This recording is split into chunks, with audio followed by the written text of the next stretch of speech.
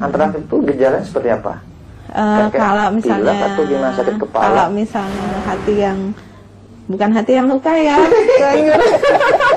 Perbedaan kalau daging sehat dan mengandung penyakit. Ini kan kita tidak bisa memastikan mana yang asli dan mitasinya nih kan. Dia kadang-kadang pakai semir, itu banyak yang semir. Nah, ngomong-ngomong tadi kalau dari segi umur ada cara-cara mengelabui. Nah, kalau dari segi kesehatan nih ada nggak istilahnya BTG, Bu? Apa itu? Binatang tanpa gejala.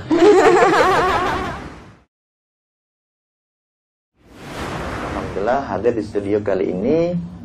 Yang pertama Ibu Dia Purwitasari. Nah, beliau ini salah satu dokter hewan di Puskeswan. Nah, karena kata beliau ada yang salah ya, Puskesmas. Nyari dokter hewan di Puskesmas nggak ketemu di sana. Atau nyari dokter manusia di Puskeswan nggak ketemu. Nah, jadi Puskesmas untuk manusia, Puskeswan untuk hewan. Ya. Kemudian yang kedua hadir juga bersama kita di sini Bapak Syamsuddin. Nah, beliau ini salah satu anggota dari kelompok ternak. Nah, sehingga dari beliau berdua ini kita mendapatkan banyak informasi tentang bagaimana memilih hewan kurban.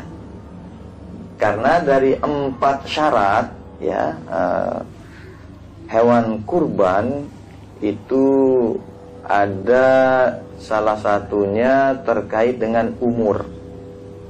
Kemudian yang kedua itu terkait dengan kondisi fisik. Nah, insya Allah dari beliau berdua ini kita mendapatkan banyak informasi, sehingga jangan salah pilih atau asal pilih, atau jangan sampai juga nanti kita semacam dikibulin sama pembeli. Nah, gimana Bu Dokter? Kalau dari segi fisik yang kita lihat saya dari nampak mata, saya secara kalau bahasa kita pemeriksaan klinis ya, jadi gejala yang kita lihat itu untuk kambing sendiri kita nggak bisa membedakan sih mana yang istilahnya yang umurnya belum giginya poel istilahnya itu dengan yang udah poel tuh nggak bisa kelihatan secara istilahnya dari luar, karena kan nanti kambing sendiri kan banyak jenisnya. Ada kambing apa yang sekarang ini peranakan etawa gitu Pak ya. Terus ada kambing apa kambing lokal itu apa kambing kacangan istilahnya. Ada kambing itu, jadi dari segi fisik juga rasnya kambing juga mempengaruhi. Jadi kalau misalnya rasnya memang besar, terus taunya dia jual yang anakan, kan kita nggak bisa bedakan. Cuman memang dari segi fisik kelihatan sih kalau PE telinganya panjang dan PE itu apa? Peranakan etawa. Iya, jadi yang sapi apa kambing yang panjang telinganya itu rasnya sih ras PE. Nah, tapi kalau secara fisik kita lihat, oh ini kambing ini umurnya setahun, itu saya tidak terlalu nampak. Kalau misalnya dia antara masih setahun atau kecuali di bawah setahun kelihatan sih. Oh kambingnya. Jadi ada kemungkinan kambing yang kurang umur itu di istilahnya diperbanyak lah makannya itu supaya dia kelihatan besar, supaya disangka cukup umur. Memungkinkan enggak itu? Iya mungkin, terutama kayak PE kan besar ya, memang posturnya. Kalau misalnya dia memang agak tinggi sih kambingnya. Jadi kalau misalnya pembeli nggak teliti, ya bisa saya nggak sesuai umur yang dibeli. Berarti pembeli itu kita usulkan harus lihat gigi berarti ya. Iya. Kalau fisik bisa mengelabui ya. Iya, tapi kalau gigi tidak bisa dikelabui ya. Iya, nggak bisa kan kelihatan. Walaupun dipasangkan giginya tanggal, nggak bisa ya. Nggak bisa dia akan kelihatan. Kalau sapi gimana Pak? Kalau sapi, kalau dari segi umurnya sapi itu? Kalau dari segi sapi maksimalnya memang dia tanggal 2 tahun dia. 2 tahun paling kurang dia. Paling kurang 2 tahun dia. Kalau kita lihat dari segi gigi. Nah, tapi kalau kita lihat dari segi fisik seperti Ibu Dokter katakan tadi, nggak bisa kita nilai gitu. Sulit juga membedakannya ya. Karena sapi ini kan ada yang sapi Bali kecil. Nanti kita kadang-kadang pengorban maunya sapi simental atau berangus kan gitu. Supaya kelihatan besar ya. Kelihatan besar. Karena perlu diingat juga kalau sambing itu kan 1 masuk 2 ya. Nah idealnya 2 tahun lah. Kalau sapi itu kan 2 masuk 3. Nah, sehingga idealnya ya 3 tahun lah seperti itu. Sama-sama kita bisa lihat dari giginya Pak ya. Betul. Kalau tadi kambing gigi depan Bu Dokter ya. Semuanya gigi depan. Oh sapi juga gigi depan. Iya. Bagaimana membedakan itu bahwa gigi depannya sudah tanggal atau belum tuh gimana? Kalau gigi tetap itu nanti kelihatan dia lebih besar dia. Sama kayak kita kalau anak-anak kecil kan gigi permanennya kan mesti lebih besar daripada gigi kelinci gitu ya. Kalau masih gigi seri masih gigi. Sama saja besarnya gitu. Nah itu. Kalau berempuk dia lebih besar dia nanti. Alhamdulillah. Jadi yang pertama ini kalau boleh saya pertegas lagi ya para penikmat jalan tengah, bagi yang mau berkurban ya. Dan bagi yang berkurban ini kan sudah masuk tanggal 1 Zulhijjah sehingga kita dianjurkan lah malah masuk dalam kategori dilarang untuk kita bercukur, motong kuku, pokoknya menghilangkan sesuatu yang biasa kita potong lah di anggota badan kita ini, karena semua ini akan mendatangkan pahala dan bersaksi bagi kita nanti di hari kiamat.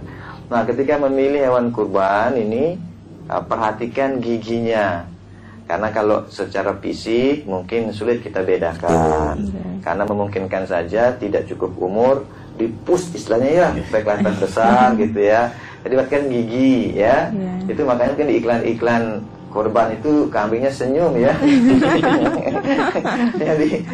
jadi berarti kan giginya ada gigi depannya, gigi depan atas ya. Bawah biasanya. Biasa iya betul. Bawah. Biasa yang bawah. Oh gigi depan bawah ya. Ya itu yang duluan tanya. Oh berarti kan gigi depan bawah kalau sudah lebih besar dari yang lainnya, insya Allah itu sudah musinnah, artinya cukup umur untuk dikorbankan. Begitupun sapi Pak nih. Jadi gigi bawah juga ya. Gigi depan bawah gitu akan lebih besar dari yang lainnya, sehingga itu bisa dikategorikan musinnah. Kalau sapi Bali sebenarnya agak bisa ada ciri juga yang khusus, terutama sapi yang jantan. Nanti kalau dia kadang-kadang ada perubahan warna kulit, jadi dia lebih hitam biasanya. Oh kalau sudah biasanya kalau dewasa nanti agak lebih gelap bulu warna kulitnya itu. Kan biasanya merah ya kalau sapi Bali. Nanti kalau udah dewasa ya lebih ada yang lebih hitam. Gitu. Istilah bahasa Sasak niki beak toak. Ya, itu dia. Kalau sapi Bali yang jantan terutama. Kalau pengalaman ini Pak Samsudin atau Bu Dokter melihat di lapangan ketika pergi meriksa, mungkin ada cara enggak kalau pedagang mau agak nakal, mohon maaf ya para pedagang, kalau ada pedagang mau nakal ini, ada cara enggak untuk mengelabui umur itu? Kalau pengalaman tiang yang selalu kita coba kompromi sama pedagang-pedagang yang lebih senior, memang dia banyak cara dia. Nah, gimana misalnya nanti seperti Bu Dokter katakan tadi, kalau sudah bertambah umur, umpama yang merah agak muda, masih agak muda, merah muda, tapi nanti sudah berumur niki, sudah bertambah umur dia merah tua dia. Nah itu nanti dia kadang-kadang karena zaman sekarang. Kalau untuk sapi ini ya. Iya. Karena zaman sekarang ini kan kita nggak bisa memastikan mana yang asli dan mitasinya nih kan. Dia kadang-kadang pakai semir, itu banyak yang disemir sekarang. Cabai kan sudah cabai. Iya, sudah disemir cabai yang masih mentah, semir pakai merah kan kelihatannya sudah matang. memang gitu. Ternyata sapi juga pakai semir. Ya, itu yang bagi orang yang mau mengelabui, bagi yang nakal. Tapi ada saja ulah-ulah seperti itu ya. Tapi selama niki mukorram kita belum pernah menemukan bagi yang sendiri, supaya kita jangan mengatakan nanti ada kan. Selama niki yang belum ada. Artinya ada saja kemungkinan seperti itu. Tapi dengan melihat gigi, kalau gigi kan nggak bisa dikelabui Bu Dokter ya. Sulit dia, sulit dikelabui gigi ya, kecuali dipasang gigi palsu. Repot lagi biayanya. Tadi sapi pakai semir, sapi gigi palsu, lama-lama sapi pakai behol ya. Pakai kawan gigi. Nah itu kalau dari segi umur. Nah kemudian ada syarat berikutnya, yaitu dari segi kesehatan. Nah kira-kira nih gimana Bu Dokter, dipesan Bu Dokter khususnya lah kepada para pedagang-pedagang ini ya, supaya memperhatikan kondisi fisik dari dagangannya supaya dia sehat lah kan. Dia juga artinya pingin menjaga kesehatan dari kambing-kambingnya, tapi karena mungkin situasi kondisi mungkin terserang apa. Nah gimana supaya dia bisa menjaga tetap sehat gitu. Sejauh ini yang sering beberapa kali kita pantau di lapak-lapak itu kan biasanya kita juga bersama dengan PDHI, Perhimpunan Dokter Hewan Indonesia, kita biasanya melakukan pemantauan di lapak-lapak pedagang kurban itu. Itu yang beberapa yang kita pantau seringnya ada beberapa yang koreng, skabies. Terus ada yang matanya sakit, jadi matanya merah. Terus ada beberapa sampai matanya memutih, itu juga ada. Terus diare juga ada. Jadi mungkin kalau istilahnya saran kami sih kepada pemilik lapak itu agar benar-benar menjual, istilahnya menaruh hewan yang dijual itu benar-benar dipilih yang sehat. Jadi adapun syarat hewan kurban kan memang harus kulitnya bersih, mengkilap, tidak ada cacat, nggak boleh terpotong ekornya, terus telinga juga harus bersih, harus sempurna, nggak boleh cacat fisik. Nah itu benar-benar harus diperhatikan. Jadi nggak boleh sampai ada yang koreng. Kalau koreng kan kelihatan sekali di kulitnya, di telinga terutama ada kayak kerak-kerak. Nah itu saya disarankan tidak dijual karena skabies kan juga bisa menular ke manusia. Terus yang matanya sakit juga disarankan untuk tidak dijual. Saya mending diobati dulu. Saya jangan dipajang di showroomnya ya. Jadi mending diobatin, dibawa kembali untuk terkait tadi dengan menggabungkan sapi atau kambing yang sakit dengan kambing yang sehat, bisa menular nggak? Kan tadi Bu Dokter katakan kadang-kadang menemukan yang matanya sampai putih, ada yang koreng seperti itu. Kalau dia digabungkan dengan yang sehat, menular bisa juga. Menular. Terutama koreng kan menular sekali ke kambing yang lain. Nah, itu kalau yang koreng, bagian yang kena korengnya kan nggak boleh dikonsumsi. Terus kalau menemukan seperti itu dari pihak Perhimpunan Dokter Hewan Indonesia itu ngasih obatnya atau nyuruh bawa pulang kambingnya atau ternaknya? Kami sarankan untuk tidak dijual karena untuk pengobatan sendiri itu kan kalau kita obatin ada interval waktu kapan boleh dipotong tuh ada. Jadi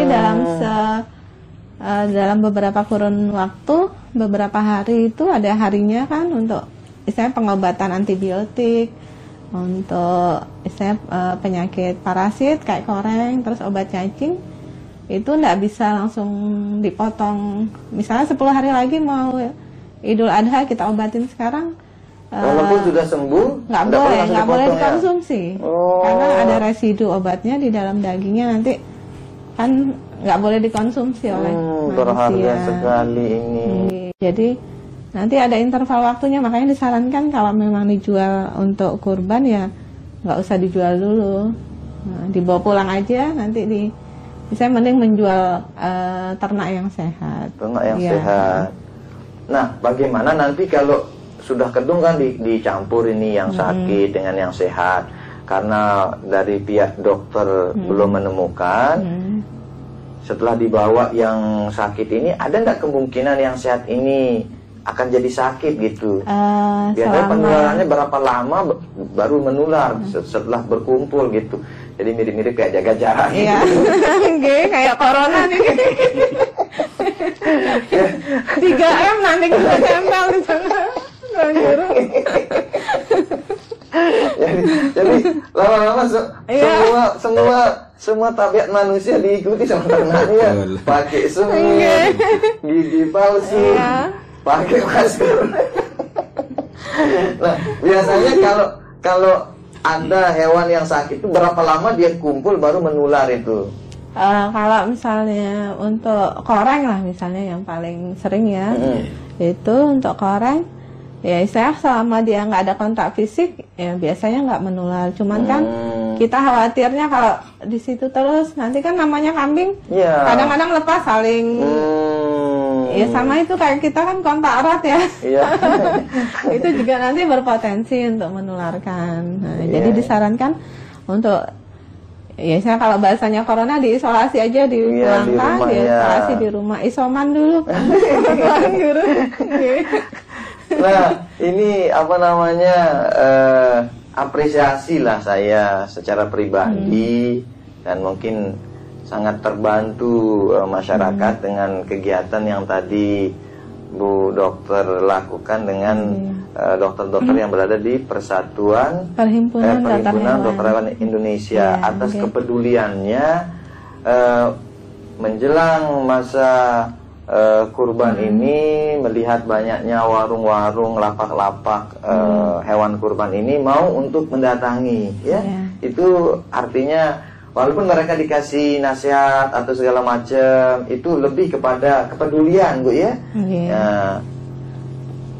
Kalau kegiatan seperti ini, itu perhimpunan dokter ini datangi se-NTB atau tergantung wilayahnya?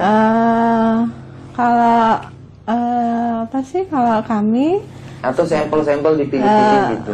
Karena perhimpunan kan kebetulan pusatnya di sini.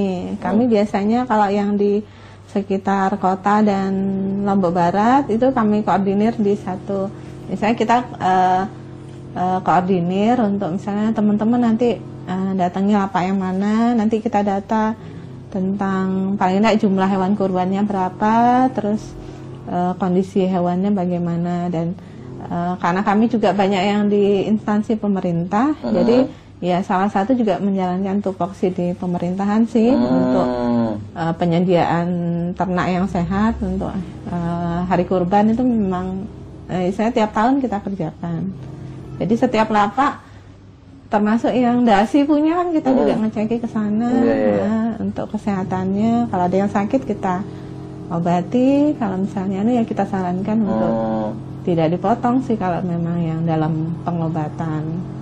Nah, ngomong-ngomong tadi kalau dari segi umur ada cara-cara mengelabui. Nah, kalau dari segi kesehatan nih ada nggak istilahnya BTG, Bu? Apa itu? Binatang tanpa gejala.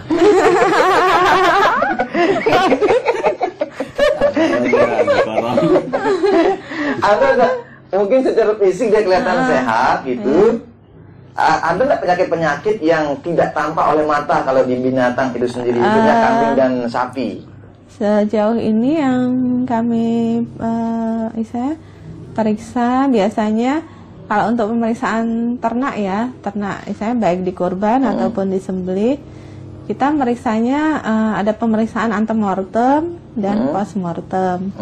Kalau antemortem tuh sebelum dipotong, jadi kita periksa semua fisiknya, misalnya mulai dari kulit, kulitnya bagaimana mengkilap biasanya kan, terus matanya juga bagaimana, apa ada yang merah, apa yang dia normal, harusnya kan matanya terang, bersih, bersinar itu. Terus kita lihat lagi di telinganya bagaimana, terus di lubang kumlah.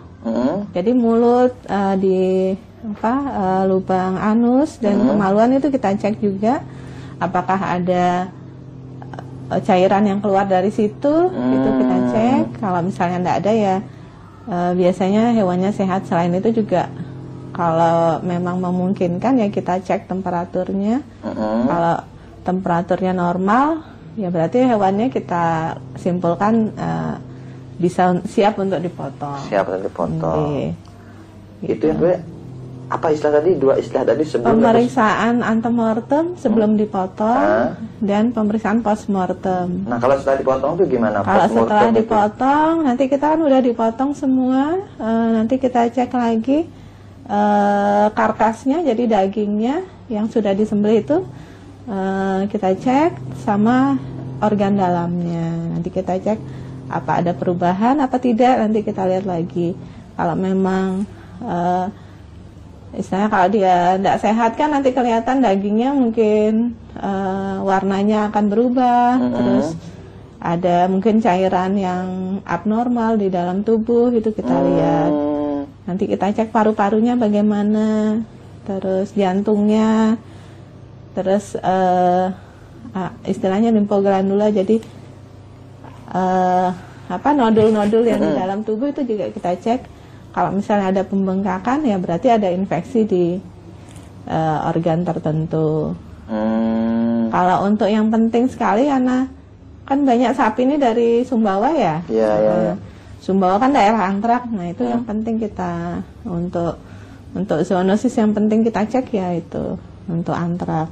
Nanti dilihat limpanya, kalau limpanya membengkak, yang limpa yang kayak lidah itu, kalau misalnya membengkak, kita patut curiga ada infeksi penyakit antrak atau bagaimana. Itu nanti yang perlu kita cek. Kalau sudah diperiksa, udah kita yakinkan semuanya sehat, baru kita nyatakan daging itu bisa dikonsumsi. Jadi kalau di RPH prosesnya seperti itu. Jadi kita berusaha menjamin masyarakat untuk memperoleh daging yang bahasanya asuh, aman, sehat, utuh, dan halal. Oh, asuh, aman, sehat, utuh, dan halal.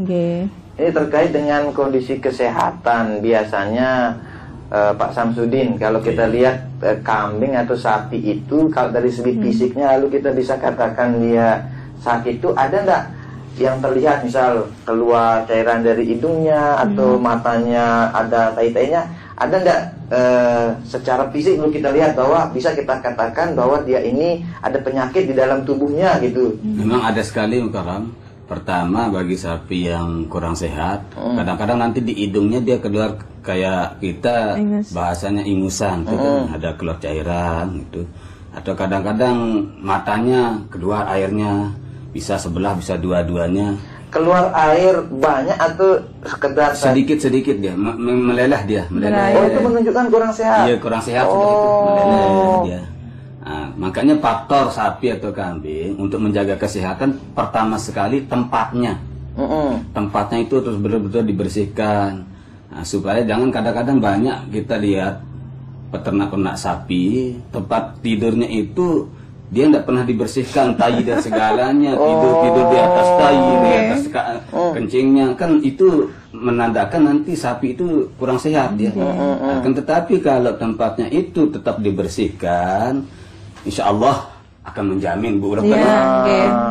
Pertama sekali itu sudah tempatnya, Mukarram. Dan nanti kalau kita lihat seperti tadi gejala sapi atau hewan lainnya untuk penyakit itu sudah kalau di matanya nanti ada airnya meleleh.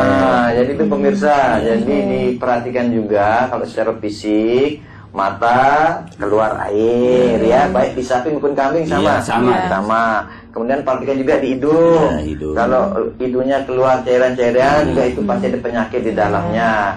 Kalau mulut nggak ada menunjukkan bahwa di dalam ada sakit binatang nih. Kalau mulut ada juga, Bu Dokter, ya. Liuran. Liuran di pengalaman kita yang ada di rumah, dia liuran. Kadang-kadang dia nanti nggak mau makan dia. Liuran yang terus meleleh dia gini kan. Kadang-kadang di ujung hidungnya ini kan kering dia. Nah, kalau sudah kering di ujung hidungnya ini sudah menandakan dia kurang sehat. Maka kita cepat-cepat panggilkan dia dinas kesehatan, dokter gitu. Karena hidung sapi itu kalau sudah kering di ujung hidungnya itu tandanya kurang sehat.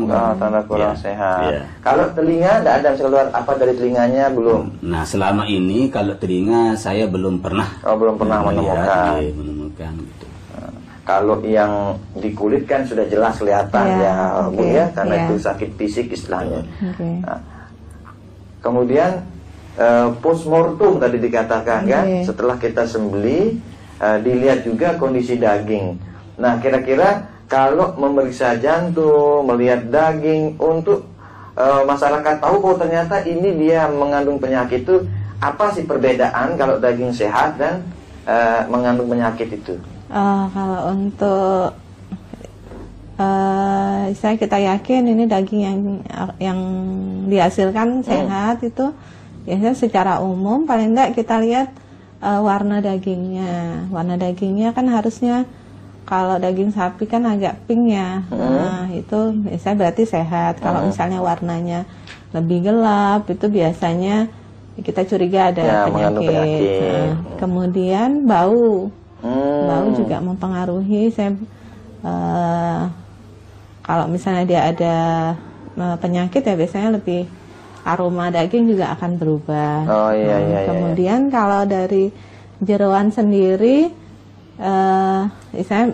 ada nanti kelihatan pembengkakan atau ada pendarahan yang tidak normal di dalam organ, itu nanti kan kelihatan kalau secara umum. Tapi kalau misalnya untuk istilahnya untuk ininya ya memang nanti untuk lebih jelasnya untuk kita tahu ini lagi ya. Itu saran saya sih lebih baik biasanya kan dari dinas juga akan datang ke tempat-tempat pemotongan kurban itu kita biasanya datang ke sana untuk ngeceki jeroannya, terutama yang sering itu hatinya. Kan sering ada cacing di hati ya yang keluar itu, yang pipi kayak daun. Kalau hatinya sudah jerendel-jerendel kelihatan kayak ada jendolan, nodul-nodul, nah itu kita patut curiga kalau ada penyakit cacing hati. Nah, jadi itu harus dibersihkan yang hati yang bukan hati yang luka ya.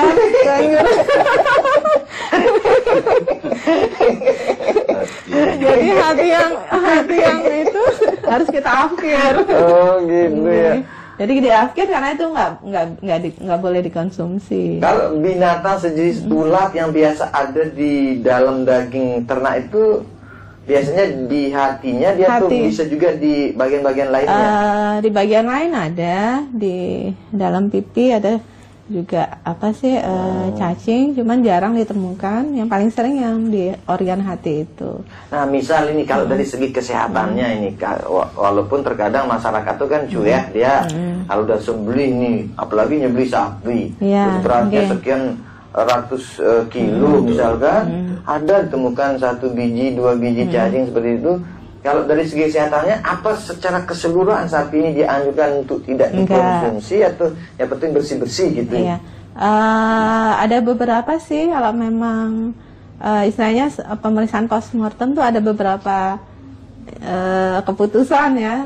Ada yang daging layak dikonsumsi, kemudian daging layak dikonsumsi dengan syarat. Jadi ada yang dengan syarat harus dimasak dulu atau bagaimana atau yang lainnya. Kemudian ada yang daging layak dikonsumsi, cuman bagian yang sakit itu harus kita akhir.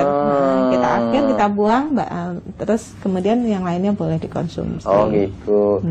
Ada nggak kondisi yang benar-benar dikatakan bahwa daging ini tidak boleh dikonsumsi? Misal kan sebelum disembelih sudah sehat nih, tapi begitu disembelih ada nggak temuan di ternak ini atau yang hewan yang dikorbankan ini yang menyebabkan pokok disimpulkan tidak boleh sama sekali dikonsumsi? Ada nggak kondisi seperti itu? Ada. Kalau misalnya ditemukan ternyata dia terjangkit antrak ya kita nggak sarankan untuk semua ya. Iya. Ciri-ciri salah satunya antrak itu apa yang akan kita temukan setelah dipotong? Kalau di dalam organ nanti limpanya nanti membengkak di organ limpa, terus mungkin ada pendarahan di dalam organ, di dalam tubuh itu, jaringannya mungkin ada pendarahan. Terlalu banyak darah ditemukan setelah di buram. Ya mungkin ada pendarahan yang lebih banyak di situ, nanti ya kita sarankan untuk nggak dikonsumsi, dan semua daging ya harus dikubur. Seperti itu. Karena antrak kan memang zoonosis, jadi nggak boleh kita konsumsi. Antrak itu hanya di hewan dia itu bisa nular? Bisa nular ke manusia. Antrak itu gejalanya seperti apa? Kalau misalnya atau gimana, sakit kepala? Kalau misalnya dari fisik yang kelihatan, dia keluar darah dari lubang-lubang kumlahnya. Jadi dari keringat juga kadang-kadang ada keluar darah, dari lubang pantat, lubang anus, lubang telinga gitu. Kalau gejala yang sudah saya yang nampak sekali yaitu kalau manusia kena, maka gejalanya sama kayak hewan tadi. Ada beberapa gejala sih kalau manusia. Ada yang kutaneus, jadi kayak di kulitnya kelihatan kayak gejalanya di kulit, ada yang seperti itu. Ya macam-macam gejalanya kalau yang di manusia, ada beberapa bentuk sih. Alhamdulillah.